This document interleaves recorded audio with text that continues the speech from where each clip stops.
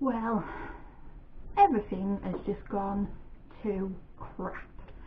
Trying really hard not to swear. Also trying really hard not to cry. So I look a bit of a mess because I've been bawling my eyes out for about an hour. Because my landlady has decided to sell the property and I now have 2 months to move out and nowhere to go. So in 2 months I'm going to be homeless, which is lovely. I went straight into like proactive mode while freaking out and whatnot and trying to do what I could. So I was already on the council list, so I've emailed them, but they've emailed back saying I have to contact them that when I'm within 56 days of my notice, which is the day after Boxing Day, and then I will be put sort of like as being at risk of homelessness and kind of bumped high up on the register. So for now I'm still at the bottom of the pile, so I can't do anything about that apart from just keep an eye on the properties and bid for anything in the area. However, obviously nothing is coming up in the area. I have contacted the letting agents because obviously they're the ones that let me know that she is selling the property, and I've basically said to them, like, you know, if any properties come up that's in the area, if they could please let me know, regardless of like size of property, bedrooms, whatever. I said, like, you know, I've set a budget of like £600 because that is way more than I can afford, but I at the very least can try and beg, plead, borrow, do whatever, and at least it's me and a property, and then I will try and find, just keep an eye out for other properties and try and find somewhere else. A fun day that I'm having so far. I was in contact with environmental health anyway. I'm staying in contact with them regardless because, you know, the fixes will have to be done on the property.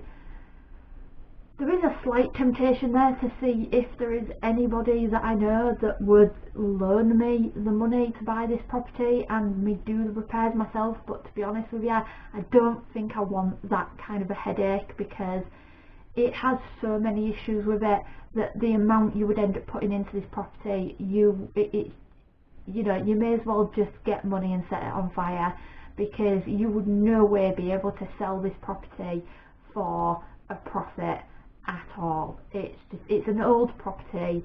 Because they've not bothered doing the things that needed to do it when they actually bought the property, means it's now at this point where it's just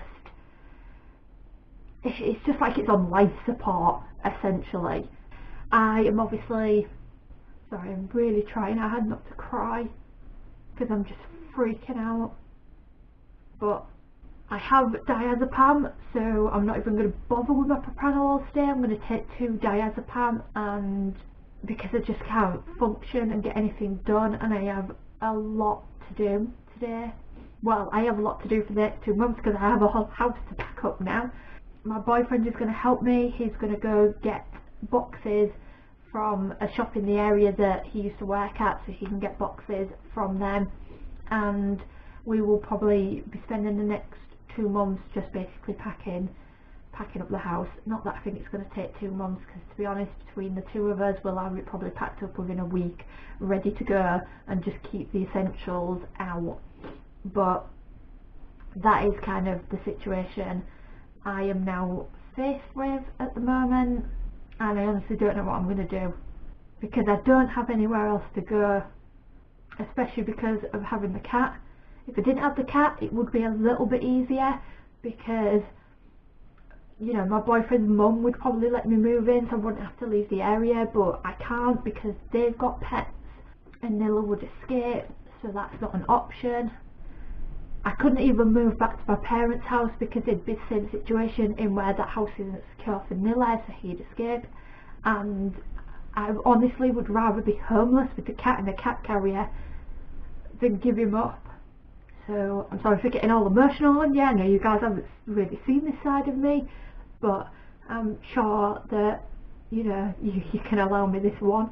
You know, beyond the things that I've done, you know, I've asked the letting agents to let me know if any properties come up, being on the council list, if there is anything else that anybody can think of that would help me, any advice, because I'm sure that other people may end up in this situation, have been in this situation.